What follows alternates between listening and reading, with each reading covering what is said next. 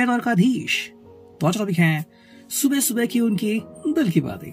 9 जनवरी सोमवार के लिए है ये रेडी एंड आई होप कि भाई संडे आपने एंजॉय किया होगा। ठीक है, सैटरडे संडे जिनको भी आईटी में छुट्टी रहती है, आई थिंक काफी आपने स्वागत किया होगा इन छुट्टियों का। नए साल की बहुत अच्छी शुरुआत and let's connect to it. मुझे लग रहा है कि जैसे मैं कमेंट्री कर रहा हूँ किसी क्रिकेट की। तो चलो हम करते हैं रीडिंग की शुरुआत एंड हमारे सामने है टोटल 4 ऑब्जेक्ट्स। ओके, भी आज हमने लिए हैं हैप्पीनेस ओरेकल, साथ में है डिवाइन डायरेक्शंस एंड ये है ट्विन फ्लेम ओरेकल, और हमारा फेवरेट जो टैरो है वो तो है ही यहाँ पे। ठीक है, अलग अलग टैरो के डेक भी मैं यूज करूंगा कि कार्ड यहाँ पे रह गया। So let's connect. तो चलो भाई हम करते हैं आज सुबह की रीडिंग एंड देखते हैं कि आज सुबह उनके दिल में क्या चल रहा है। Okay, let's connect with it.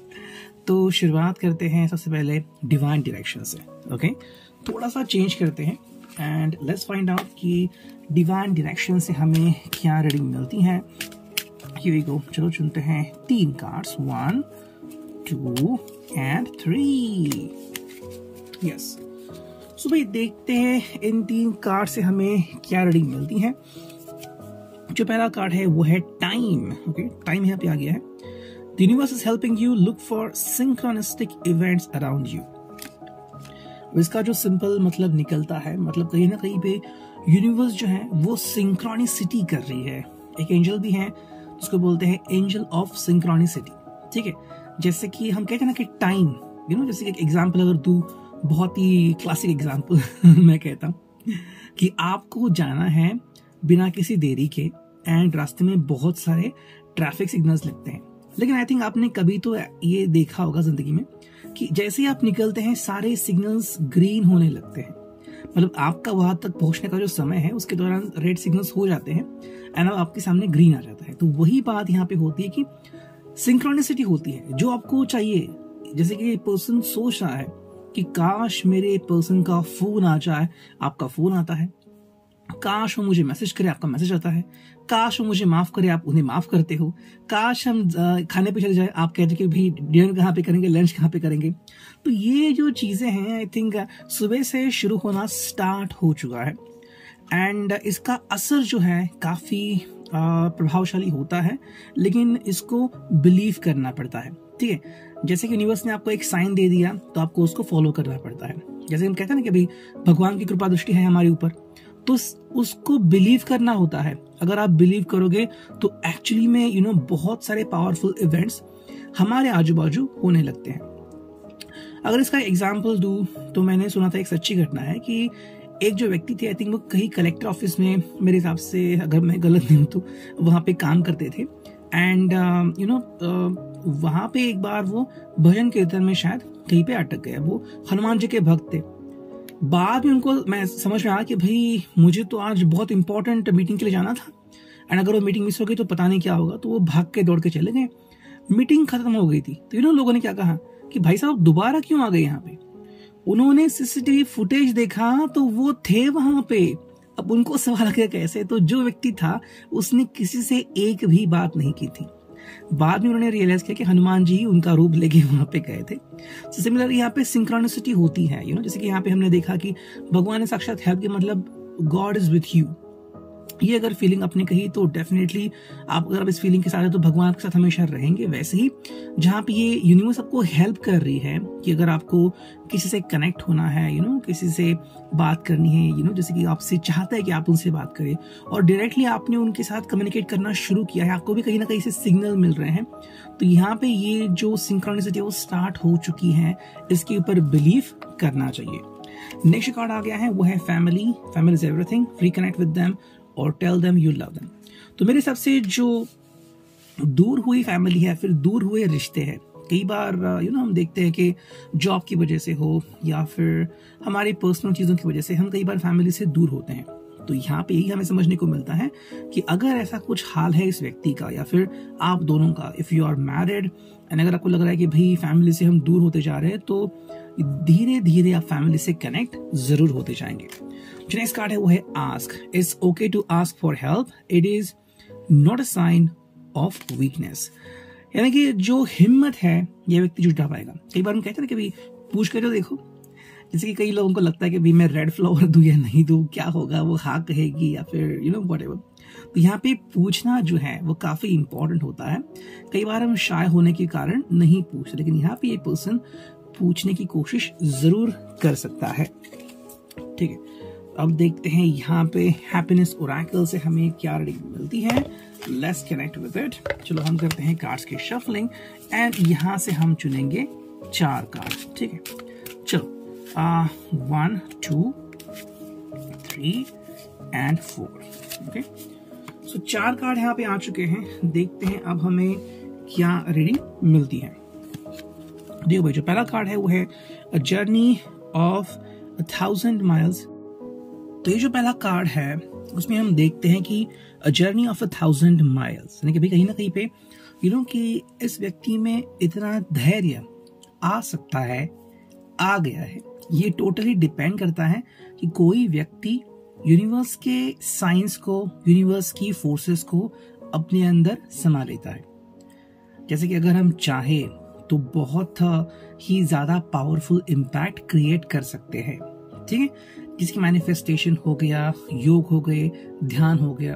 तो वैसे ये पर्सन जो है वो बहुत ही सही तरीके से आगे बढ़ सकता है एंड किसी भी चुनौती का सामना करने के लिए रेडी हो सकता है। दूसरा जो कार्ड हमें दिखा है वो है opportunities multiply as are seized, यानी कि जहां पे इस व्यक्ति को लग रहा है कि मुझे कोई अपॉर्चुनिटी नहीं मिल रही है, उसी जगह पे एक दूसरी अपॉर्चुनिटी उसे दिख सकती है। तो मेरे हिसाब से कि अगर आप कहीं पे गुस्सा है तो कहीं पे आपका जो क्रोध है वो भी बहुत जल्दी शांत होते हुए इस व्यक्ति को दिख रहा है। तो ऐसे हम कह सकते हैं कि हाँ भाई, कहीं ना कहीं पे चीजें सही चल रही है। अगर हम इनकी वर्क फोर्सेस की बात करें तो जहां भी इनको लग रहा है कि भाई कामकाज ठीक से नहीं हो रहा है, वहां पे शायद उनको बहुत अच्छी चुनौतियां भी मिल सकती हैं। जो नेक्स्ट कार्ड है वो है to rest is to rust, stay shiny and bright. मतलब कहीं ना कहीं पे इस व्यक्ति को बहुत सारे नए सुझाव मिल सकते हैं, बहुत सारे नए विचार इस व्यक्ति के मन में आ सकते हैं, उसके अनुसार वो व्यक्ति डील करना शुरू कर सकता है। जो फोर्थ कार्ड है वो है if your ship doesn't come in, swim out to it. यानी कि अगर मंजिल आपके पास नहीं आ रही है तो आप मंजिल के पास पहुंचे। तो हम ये कह सकते हैं कि भाई अगर आप उनकी तरफ नहीं आ रहे हो तो ये पर्सन आपकी तरफ आने की कोशिश कर जरूर सकता है। देखते हैं अब टैरो से हमें क्या रीडिंग मिलती है। चलो करते हैं कार्ड्स की शफलिंग। 3 बार हम शफल करेंगे, 1 2 3 दैट्स इट। एंड अब देखते हैं हमें कौन से कार्ड्स मिलते हैं। ठीक है, चलो हम 4 कार्ड चुनते हैं, 1 2 3 एंड 4 दैट्स इट। 4 कार्ड हमें मिले हैं, देखते हैं क्या रीडिंग आता है। एंड जो पहला कार्ड है वो है 5 ऑफ पेंटिकल्स। तो जो एक बेसिक जो शुरुआत हमें दिख रही है यहाँ पे वो है 5 ऑफ पेंटिकल्स की। इसे आप नेगेटिवली मत लीजिए। टॉरस, वर्गो, कैप्रिकॉर्न प्रैक्टिकल जो साइन है, यानी कि भाई जो शुरुआत है वो थोड़ी सी कि भाई क्या सच में मैंने किसी को हर्ट किया है या फिर किसी ने मैंने हर्ट किया है, या फिर जो मैंने वादे किए थे क्या वो मैंने निभाए हैं। तो कहीं ना कहीं भी ये व्यक्ति जो है वो सोच में डूबा हुआ हमें दिख सकता है। ठीक है, एंड मेरे हिसाब से ये पर्सन आपको भी सेम सिचुएशन में काउंट कर रहा है। हाँ, प्रभाव जो है वो कम ज्यादा हो सकता है, लेकिन इस व्यक्ति के हिसाब से सिर्फ वो आपको दोष नहीं दे सकता, ना ही सिर्फ आप इनको दोष दे सकते हो। अगर दोनों खुश हैं तो एक दूसरे की वजह से, अगर दोनों दुखी हैं तो भी एक दूसरे की वजह से। जो सेकंड कार्ड है वो है S of cups, cancer, Scorpio, Pisces. तो एक अच्छी शुरुआत हमें दिखती है कि भाई मन को संभालना है एंड मोस्ट इम्पोर्टेंटली इमोशंस में सुधार लाना है। जहां पे जैसे ना आज मैं ज्यादा ये वर्ड यूज कर रहा हूँ, क्रोध। तो अगर यहाँ पे क्रोध ये वर्ड ज्यादा आ रहा है, मतलब कहीं ना कहीं अगर आपको लग रहा है कि आपने बहुत ज्यादा क्रोध किया है, अगर ये पर्सन बहुत ज्यादा क्रोध कर रहा है, तो उसको शांत करने की जिम्मेदारी इस पर्सन के ऊपर आ चुकी है। थर्ड जो कार्ड है बहुत ही महत्वपूर्ण कार्ड, स्कॉर्पियो राशि का डेथ, कहीं ना कहीं पे चेंजेस एंड चैलेंजेस दोनों ही आ रहे हैं। इसके लिए इस पर्सन को रेडी होना पड़ेगा। कई बार हम बहुत इजीली चेंज नहीं होते, लेकिन परिस्थिति देख के हम चेंज जरूर होते हैं। ठीक है, जैसे कि मे बी आपकी इच्छा नहीं किसी बच्चे को चॉकलेट देने के लिए, वो बहुत जिद कर रहा है, रो रहा है, तो फिर आपको देनी ही पड़ती है। वैसे ये पर्सन अपने आप में बदलाव लाने के लिए शुरू कर सकता है।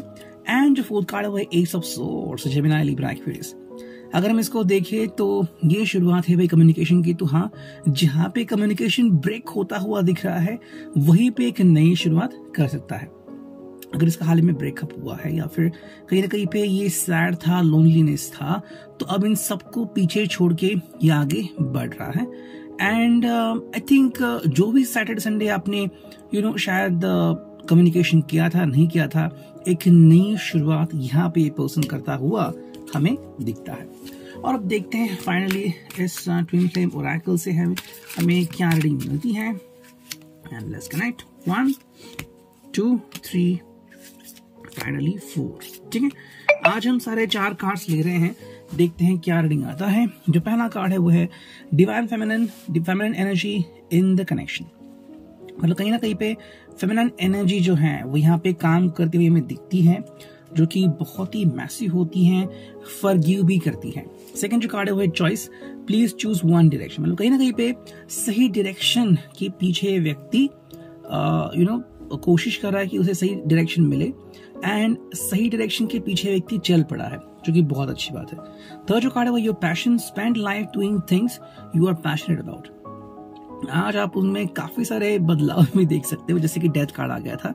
तो जो उनको अच्छा लगता है, गाना गाना, पेंटिंग करना, चलना, तो वो चीजें वो ट्राई आउट कर सकते हैं। एंड जो फाइनल कार्ड है कॉल या text contacting your twin flame, बहुत ही अच्छा कार्ड कि फाइनली मोमेंट आ सकता है कि जहाँ पे पर्सन का कहना हो सकता है कि अब मुझे मेरे प्यार से, मेरे ट्विन फ्लेम से कम्युनिकेट करना ही है। तो आज का reading, I hope it will resonate. See you next.